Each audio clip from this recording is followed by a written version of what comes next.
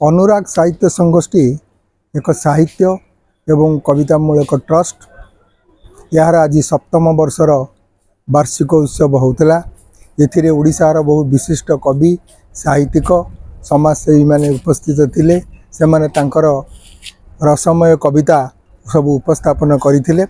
कवि होउची माने सारस्वत साधक एवं महाप्रभुंको करुणा बिना कवितार आध्यात्मिक कविता हो किंबा रसमय कविता हो रचना करने असंभव। कविता ही कवि को परिचय कराए एवं कविता ही कवि कविता को परिचय कराए। तेणु कवितार शीर्षक जो आलोचना चक्र आज अनुराग संगोष्ठी है एथिरे 4 जन को सम्मानित करागला। जे जो स्तर रे कवि उच्चारण करछन्ती कविता कले एवं ये प्रतिवर्ष कविता आसर एठारे हबो एवं वर्तमान ये ट्रस्ट रेजिस्टर्ड हो जाइए। बहुत बाद्यान व्यक्ति तांकर राशि दान करी कविता को आर्थिक समुद्रशील करिसेंती एवं एथिरे जेते जन भी आसीथिले ओडिशा पुरी एवं ओडिशा बाहरु समस्त जने जने सारस्वत साधिका एवं जेजा क्षेत्र रे जे संगोष्ठी गोटे पुरी सहर में जिते गुड़े साहित्यानुष्ठान अच्छी ता भितर गोटे अग्रगण्य साहित्यानुष्ठान।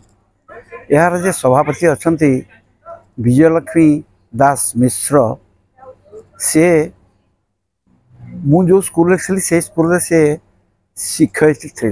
मुझे बयस अधिक एणु बड़ भाई तुल्य मत से सम्मान दियंती। ए अनुष्ठान करिया परे से संगे संगे मते फोन करी कहिथिले जे सार आपण एथरे भागीदार हेबे। एणु से दिन ठू रही आसी एवं विभिन्न समय आमर साहित्य चर्चा हुए एवं अनुष्ठान तरफरु उत्साहित करा जाए। तेबे आज तंगर सप्तम वार्षिक उत्सव होइछला। एथरे मोरी भलिया बहुत उच्च वर्षर कवि एठार भाग नहीं। तेबे अनुष्ठान रो जो चेष्टा से चेष्टा फल साहित्यर सर्वांगीन उन्नति क्षेत्र में विभिन्न साहित्यवान को अनुप्राणित करने एवं उत्साहित करने अनुष्ठान आभिमुख्य आज अनुराग साहित्य संगोष्ठी मुखपत्र अनुराग उन्मोचित होती।